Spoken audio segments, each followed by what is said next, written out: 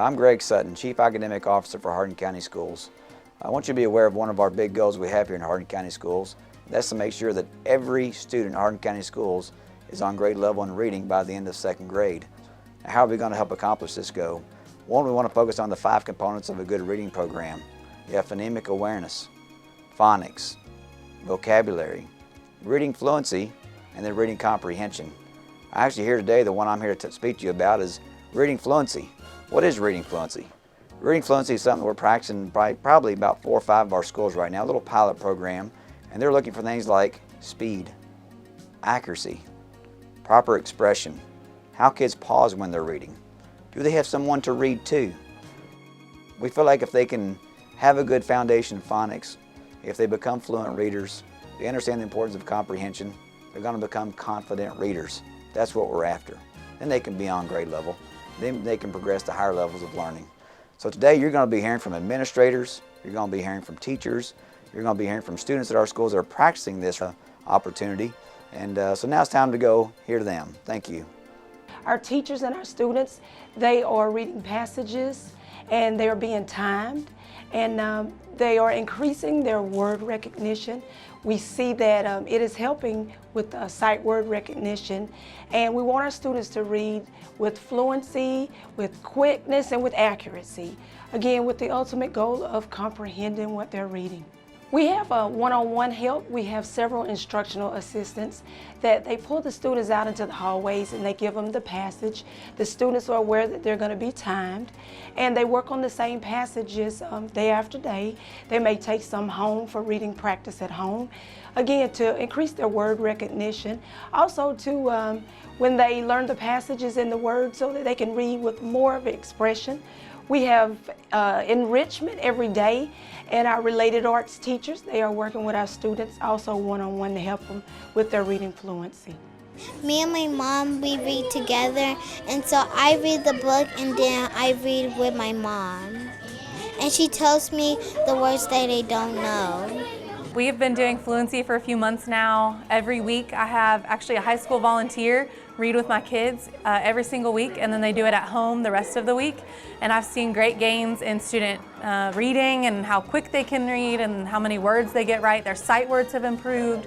And so it's been really cool to see how much they read. They love reading with somebody else, so that's been a huge help. And then I've been able to see the growth in my classroom. Here at Creekside Elementary, we have been really focused on reading fluency.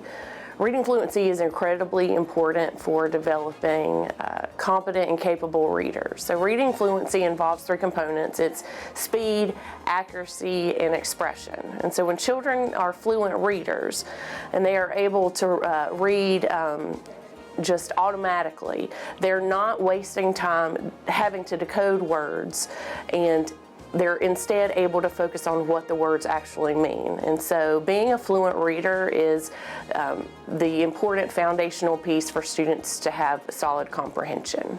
I teach first grade, and today we have the Fluency Center during my reading centers in my classroom. And my children participate in 3 different activities. One is our listening center, where they listen to a book and they follow along and look at the words and hear how it's read. Another part is buddy reading, where they sit elbow to elbow, knee to knee with a friend, and they can take turns reading. They can read together with choral reading. And then the other activity is reading to self. So they can use whisper phones, or they can just read out loud to themselves.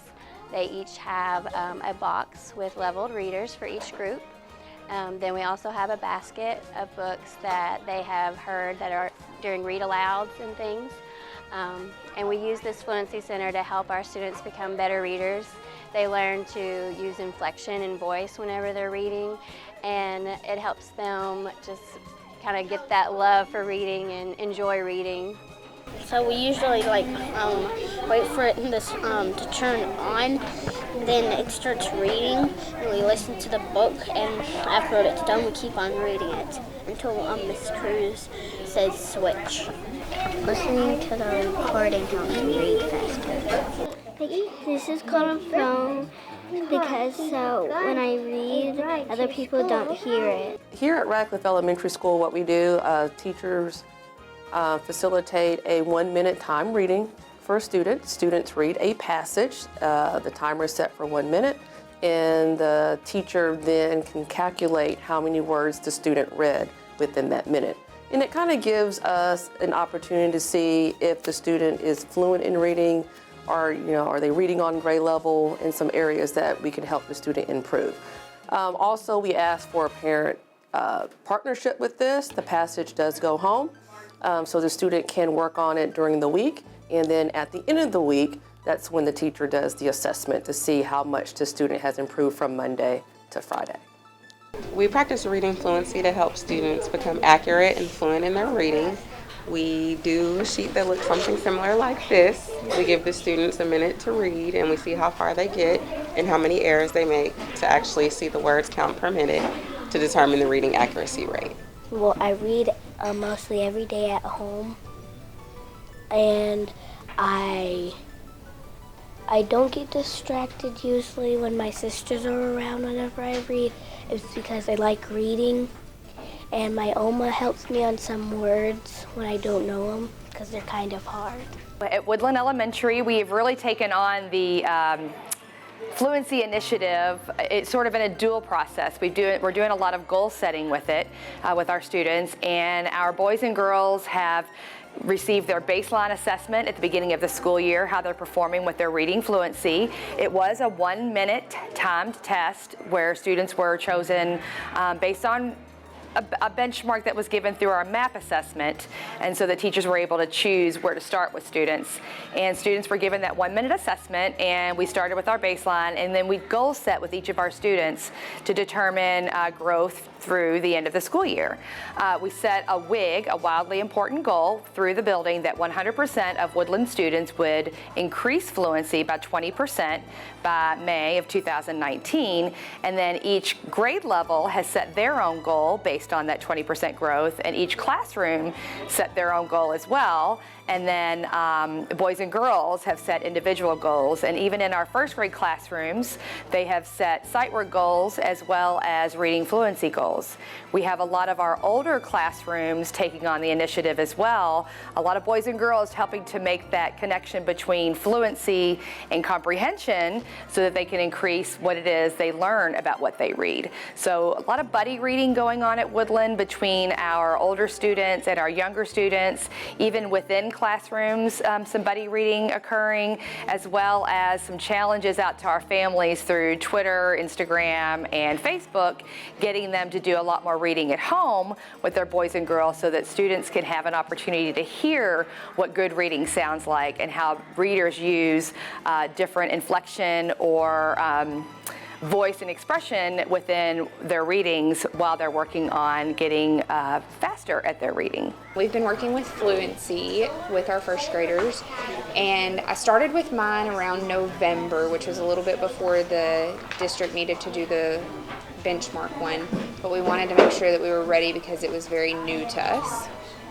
I feel like it's gone really well. Our kids are reading a lot more than I feel like they have been in the past. And we've had a lot of parent support that are doing their 1-minute reads with them at night. We send home a homework page on Mondays, and it's due back on Fridays, where they have to do a 1-minute read with their child and then answer 5 comprehension questions about it. So I feel like that's gone really well. And we've really started to focus in with our kids that fluency is not just about the number of words that you read per minute, but it's about how you read with your expression and paying attention to those punctuation marks, going back to correct your mistakes so that you can comprehend what you've read. Every time when I start reading, if it's like a chapter book or like a small chapter book, I feel like reading is like a part of my life. When I start practicing, I always focus on the words. And when I focus like really hard. And when I focus that hard, I just like understand the words.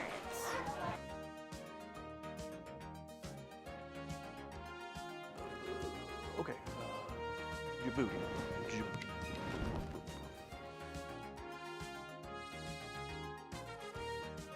Huh. Okay. Daddy, will you help me read? Yeah, hang on, just a second.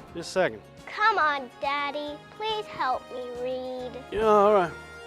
Hang on a second. All right, Daddy, we're gonna read. Okay. All right, let's read. What's the name of this book? Can you tell me? If we really want to improve, if we really want to grow in this district, we have to listen to our students. We have to listen to their needs. We have to gain the help of the parents. We have to work together. We have to put teachers in situations where they have best practices for the 5 components of a reading program, and we have to help our administrators support that. So thank you for listening to them today, and thank you for supporting Hardin County Schools. Thank you for supporting our reading.